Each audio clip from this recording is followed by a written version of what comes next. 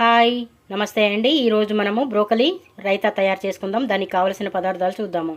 Broccoli half cup తీసుకున్నాను, పెరుగు 1 cup, onion 1 cup, కొత్తిమీర కొంచెము, salt 1 tablespoon, 1 tablespoon jeera powder. తయారు చేసుకోబోయే విధానము చూద్దాం.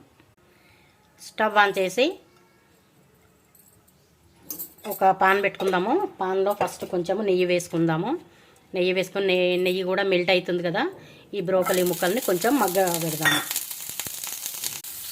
కొంచెం ఈ జీలకర్రని కూడా వేస్తే మనకు డైజెషన్ ప్రాబ్లం కానీ గ్యాస్ ప్రాబ్లం కానీ చాలా తక్కువగా ఉంటుందండి.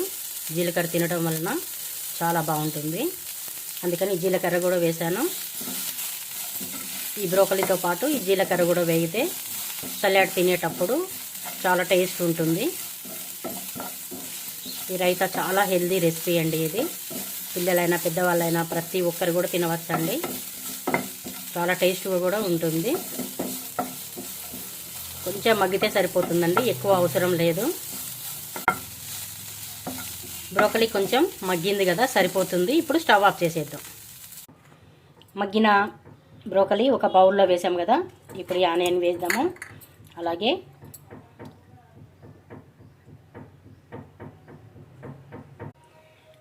జీరా పౌడర్, సాల్ట్, కొత్తిమీర, పెరుగు వేసి మంచిగా కలియపెడదాము.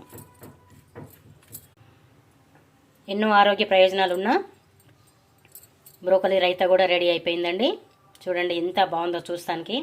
ఇది ఎర్లీ మార్నింగ్ అయినా తినవచ్చు, బ్రేక్ఫాస్ట్ లాగా, ఈవినింగ్ స్నాక్స్గా కూడా తినొచ్చండి. చాలా టేస్ట్ ఉంటుంది. మీకు నచ్చితే ఒక లైక్ చేయండి. Thank you.